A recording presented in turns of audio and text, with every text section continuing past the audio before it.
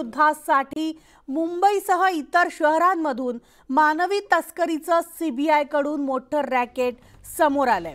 सीबीआयने केलेल्या या छापेमारीमध्ये आतापर्यंत 35 जणांची मानवी तस्करी झाल्याचं तपासात समोर आलंय।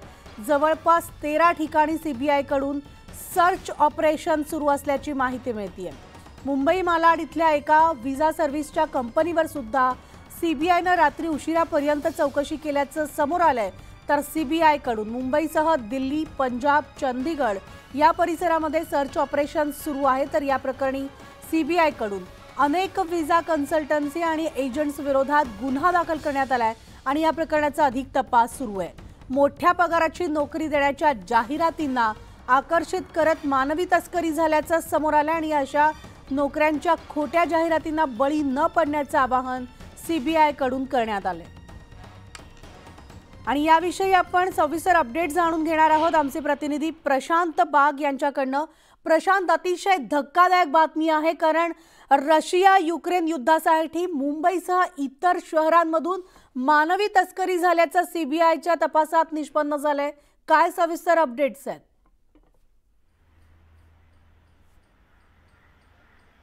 मिताली, पंजाबमधील 7 युवक मित्र हे रशियाला फिरायला गेले होते। आणखीन त्यांना त्याच ठिकाणी सैनिकांनी अडवलं, त्यांच्याकडनं काही कागदपत्र साईन करून घेतले। आणखीन तुरुंगात जा नाहीतर सैन्यात भरती व्हा अशा प्रकारचा त्यांना हे देण्यात आलं। आणखीन लष्करी प्रशिक्षण देऊन त्यांना सैन्यामध्ये भरती करून पाठवलं।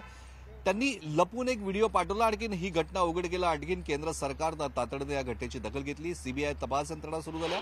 आणखीन आपल्या देशातून नोकरीचं आमिष दाखवून वेगळ्या कंपन्यांच्या माध्यमातून परदेशात ज्या युवकांना पाठवलं जातंय, विशेषतः रशिया आणि युक्रेन या ठिकाणच्या सगळ्यांची तपासणी सुरू केली। आणखीन हे धक्कादायक रॅकेट, मानवी तस्करीचं रॅकेट उघडकीला आलं।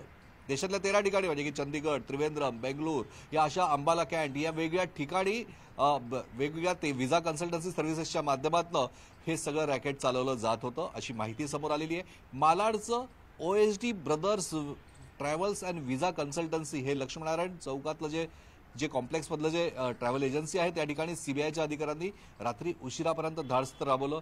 50 लाख रुपये रोख, अनेक महत्वाची कागदपत्र, लॅपटॉप, आणखीन सीसीटीव्ही फुटेज सुद्धा जप्त करण्यात आलेलं आहे। आतापर्यंतचा आकडा जरी 35 समोर आला असला तरी हा अधिक वाढू शकतो अशा प्रकारची धक्कादायक माहिती समोर येत आहे। म्हणजे या ठिकाणी वेगळ्या कारणांनी नोकरीच्या आमिषानं, बड्या पगाराच्या आमिषानं युवकांना परदेशात पाठवायचं, रशियाला पाठवायचं, युक्रेनला पाठवायचं आणि त्या ठिकाणी त्यांना सैन्यात भरती करायचं। आणखीन आपल्या देशातले युवक पोटाची खळगी भरण्यासाठी म्हणून बड्या पगाराच्या आमिषाला बळी पडतात, आणखीन स्वतःचं आयुष्य धोक्यात टाकताय।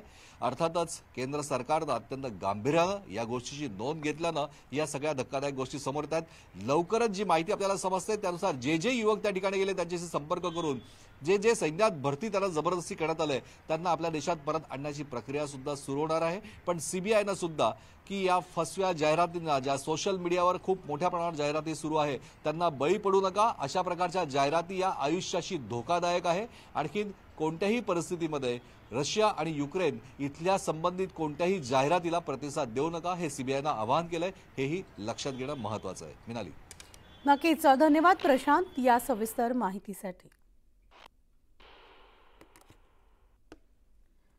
तर आपण पाहिलं की रशिया आणि युक्रेनमध्ये मुंबई आणि इतर शहरांमधल्या मुलांना जे आहेत खोट्या जाहिराती दाखवून मानवी तस्करी करण्यात आलेली होती आणि याला आता बळी पडू नका असं सीबीआयकडून आवाहन केलं जाते। यानंतर बुलेटिन